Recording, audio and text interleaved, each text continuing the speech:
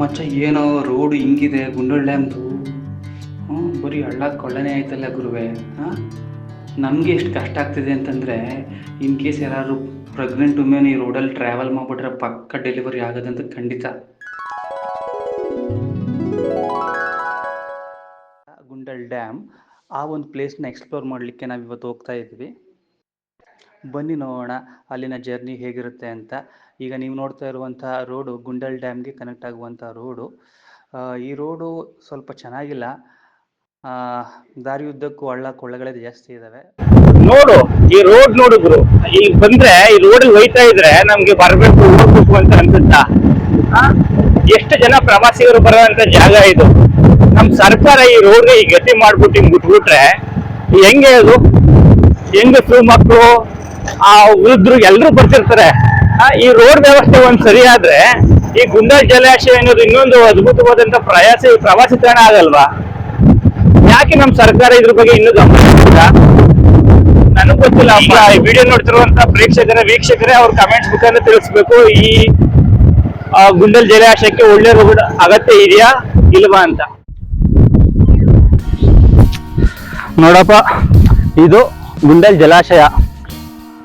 ಸುತ್ತ ನೋಡ್ತಾ ಇದ್ದೀರ ಎಷ್ಟೊಂದು ಗ್ರೀನರಿಯಿಂದ ಕೂಡಿದೆ ಈ ಒಂದು ಸ್ಥಳ.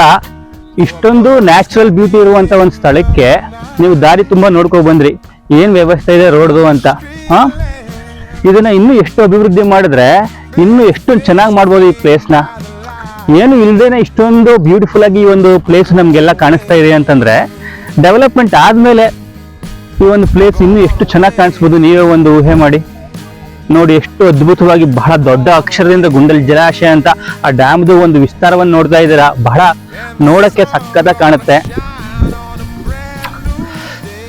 ಬೆಳಿಗ್ಗೆಯಿಂದ ಇಷ್ಟೊತ್ತವರೆಗೂ ಆಫೀಸ್ ಕೆಲಸ ಮಾಡ್ಕೊಂಡು ಅಯ್ಯಪ್ಪ ಒಂದು ಸ್ವಲ್ಪ ರಿಲ್ಯಾಕ್ಸೇಷನ್ ತಗೋಣ ಅಂತ ಇಲ್ಲಿಗೆ ಬಂದೆ. ಒಂದು 10 ನಿಮಿಷ ಈ ಪ್ಲೇಸಲ್ಲಿ ಓಡಾಡಿದೆ. ಗುರು, ನೆಮ್ಮದಿ ಅಂತಂದ್ರೆ 1 ಲಕ್ಷ ರೂಪಾಯಿ 10 ಲಕ್ಷ ರೂಪಾಯಿ ಕಾರಲ್ಲಿ ತಿರ್ಗಾಡೋದಲ್ಲ ಗುರು. ಬಂದ್ಬಿಟ್ಟು ಒಂದು ಅರ್ಧ ಗಂಟೆ 1 ಗಂಟೆ ನೀವು ಪೀಸ್ ಆಗಿ ಒಬ್ಬನೇ ನಡ್ಕೊಂಡು ಹೋಗಿ ಒಂದ್ ಸ್ವಲ್ಪ ಮೈಂಡ್ ರಿಲ್ಯಾಕ್ಸ್ ಮಾಡ್ಕೊಳ್ತೀಯಲ್ಲ ಗುರು, ಅದು ನಿಜವಾದ ಗುರು ಪೀಸು ಅಂತಂದ್ರೆ.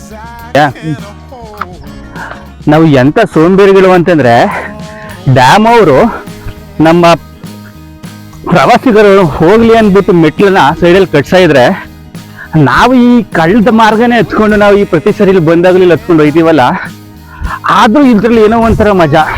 ಮೆಟ್ಲು ಹತ್ಕೊಂಡು ಹೋಗೋದಕ್ಕೂ ಇಲ್ಲಿ ಗುಡ್ಡ ಹತ್ಕೊಂಡು ಹೋಗಿ ನಾವಲ್ಲಿ ರೀಚ್ ಆಗಿ ವ್ಯೂ ಪಾಯಿಂಟ್ ನೋಡೋದಕ್ಕೂ.